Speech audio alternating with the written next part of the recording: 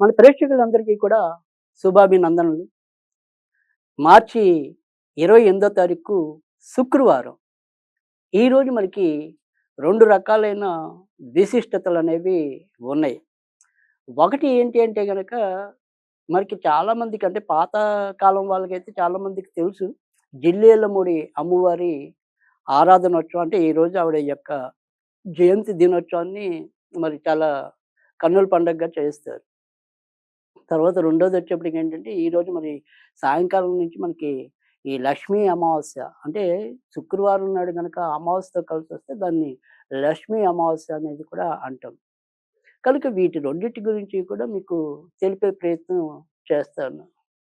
మీరందరూ కూడా బహుశా ఈ కొత్త అమావాస్య పనుల్లో నిమగ్నమై ఉంటారనుకుంటున్నాను.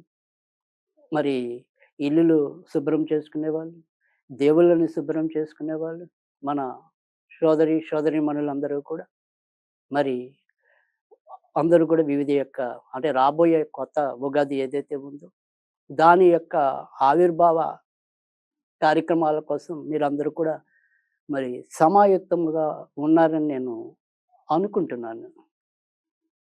సరే ఎప్పుడు మరి ఏదైనప్పటికీ కూడా ఏదైనా మనం ఒక మంచి చేయాలి, మంచి జరగాలి అనేది మనకి తెలిసిన మంచిని 10 మందికి పంచాలి అనేది ప్రధానంగా మన మన యొక్క ఉద్దేశం.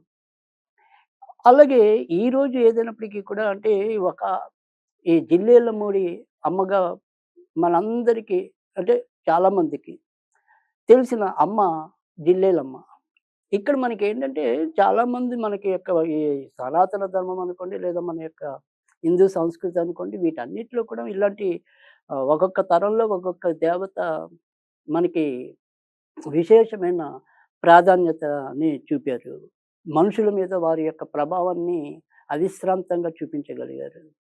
ఎందుకంటే వీళ్ళందరూ కూడా ఈ ఎంతో కొంత దైవిక అంశతో జన్మించిన వాళ్ళు కాబట్టి, వాళ్ళు ఆ రకమైన ప్రభావవంతమైన జీవితాన్ని వాళ్ళు గడపడమే కాకుండా, ఎంతో కొంత సరైన ఉపదేశాల్ని జగతికి అందించి వాళ్ళందరూ కూడా మరి మరణించి కూడా జీవించగలిగేలాగా వారి యొక్క జీవితాల్ని తీర్చిదిద్దుకోగలిగారు. మార్చి అది 1923 మార్చి 28న మనకి ఈ జిల్లెలమూడి అమ్మవారు అంటే అసలు పేరు ఆవిడ అనసూయ అంటాము. ఆవిడ మరికి అవతరించారు. ఆవిడని అందరూ కూడా రాజేశ్వరి అంశగా భావించేవాళ్ళు. నిజానికి ఆవిడ ఒక మంచి సద్గురువుగాను, భగవద్ ఉపదేశకురాలుగాను ఇలా ఉన్నప్పటికీ కూడా ఆవిడెక్కడ కూడా కత్తి విడిచి సాము చేయలేదు. ప్రజలకి ఏవైతే తెలియజేయాలో ఆ రకమైన వాస్తవిక జ్ఞానాన్ని అందించడానికి ఆమె ఎప్పుడూ కూడా ప్రయత్నించేవాళ్ళు. ఒకానొక సందర్భంలో ఒక ఆమె వచ్చి, "అమ్మా నాకు నా కోడలు, నా కొడుకు నాతో బావుండడానికి ఏదైనా మంత్రం ఉపదేశించమంటే" ఆవిడ ఒకటే మాట అంటారు. "నువ్వు నీ ఇంట్లో నీ యొక్క కూతుర్నెలా చూసుకుంటున్నావో, నీ అల్లుడినెలా చూసుకుంటున్నావో, వీళ్ళని కూడా అలాగే చూసుకో. అప్పుడు నీకు మంత్రంతో పని లేదు" అని చెప్పి.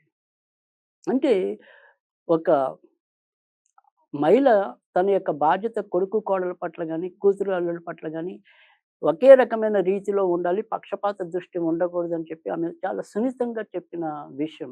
అలాగే తిథులు నీ జీవితాన్ని, నీ గతిని మార్చలేవంటారు.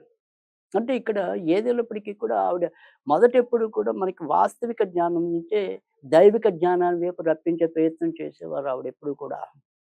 అలాగే మళ్ళీ మరొక ముఖ్యమైన విషయం ఏంటంటే ఆమె అంటారిప్పుడు, "నువ్వు నీకు పని చేతనైతే నువ్వు చెయ్యి. నీ శక్తి సరిపోకపోతేనే దేవుడి మీద భారం వేయి" అని చెప్పి. అందుకని ఏదైనా సరే మానవ ప్రయత్నం దైవ సహాయం అనే దాన్ని అక్షరాల ఆచరణలోకి తీసుకొచ్చిన పరమోత్తమురాలు మనకి జిల్లేలమూడి అమ్మవారు. కనుక ఆ జిల్లేలమూడి అమ్మవారి గురించి మనం తెలుసుకోవటం గాని, ఆమె యొక్క ఉపదేశాలు మనం వంట పట్టుకోవటం గాని, చాలా చక్కటి మార్గనిర్దేశనాన్ని చేస్తామనటంలో ఎలాంటి సందేహం కూడా లేదు. మరి అలాంటి మాతృమూర్తిని ఈరోజు మనం తలుచుకునే ప్రయత్నం ఈ వంకన చేస్తున్నాం. మరి ఇటు జిల్లేడుమూడిలో అయితేనేమి, గుంటూరులో కొన్ని ప్రాంతాల్లో అయితేనేమి, తర్వాత మరి విశాఖపట్నంలో అయితేనేమి, ముఖ్యంగా ఏదైతే మాతృశ్రీ విద్యా పరిషత్తు, మాతృశ్రీ అధ్యయన పరిషత్తు వీటి ద్వారా అనేక విద్యా కార్యక్రమాలు, ఆధ్యాత్మిక కార్యక్రమాలు, అమ్మవారి భక్తులు అనేక రకాలుగా చేయటం అనేది చేశారు. అలాగే కొన్ని కొన్ని మరి జిల్లెలమూడిలో అయితేనేమి, విశాఖపట్నంలో అయితేనేమి, కొన్ని చోట్ల ఆమె యొక్క విగ్రహాన్ని కూడా నెలకొల్పి పూజలు చేస్తున్న వాళ్ళు ఉన్నారు. తరిస్తున్న వాళ్ళు కూడా ఉన్నారు. కనుక ఈ జిల్లెళ్ళమూడి అమ్మవారు అనేది మనకి ఏదైనా సరే ఈ మాతృ సంప్రదాయంలో ఒక అత్యుత్తమ మాతగా మనందరికీ కూడా మిగిలిపోతారు. అలాంటి జిల్లెళ్ళమూడి అమ్మవారిని మనమందరం ఈరోజు తలుచుకోవటం అనేది కొంతవరకు మనకి ఒక రకమైన అదృష్టంగానే చెప్పాల్సి ఉంటుంది. ముఖ్యంగా మరి అసలు పేరు అనసూయ. కానీ ఆమె జిల్లెలమూడి అమ్మవారుగానే మనందరికీ కూడా పరిచయం. కనుక ఎవరైనా సరే ఈరోజు జిల్లెలమూడి ముఖ్యంగా అందరికీ ఏదైనా సరే ఎప్పుడైనా సరే ముఖ్యంగా లలిత అనేది కూడా చాలా విస్తృతంగా మనకి ప్రచారం చేయటం అనేది ఒకటైతే గనక ఆమె ఎప్పుడు కూడా తన యొక్క భక్తులకి అందించిన నామంలో గాని, లేదా ఆమె భక్తులు ఎక్కువగా కీర్తించే స్తోత్రం గాని ఏదైనా ఉంటే గనక, స్థుతి గాని ఏదైనా ఉంటే గనక జయ హైమ, జయ హైమ, జయ జయ హైమ, జయ హైమ, జయ హైమ, జయ జయ హైమ.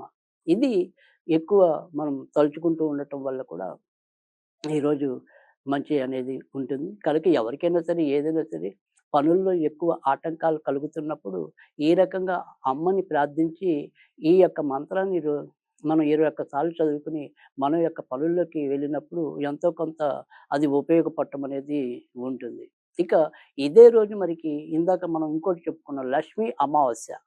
ఈ లక్ష్మీ అమావాస్య అనేది ముఖ్యంగా లక్ష్మీదేవి అనుగ్రహం కోసం ఎవరైతే మరి తపన చెందుతారో ప్రతి ఒక్కరికి కూడా ఏదో ఒక లక్ష్మి, లక్ష్మి అంటే సంపద. ప్రతి ఒక్కరికి ఏదో ఒక సంపద అనేది అవసరం ఉంటుంది. కొంతమందికి ఆరోగ్య సంపద కావాలి, కొంతమందికి శాంతి సంపద కావాలి, కొంతమందికి ధన సంపద కావాలి, కొంతమందికి విద్యా సంపద కావాలి. ఇలా ఏ సంపదలో అయినా సరే మనకది పరిపూర్ణంగా లభించాలి అంటే గనక అమ్మవారి ముఖ్యంగా లక్ష్మీదేవి అనుగ్రహం అనేది మనకి కలగాలి.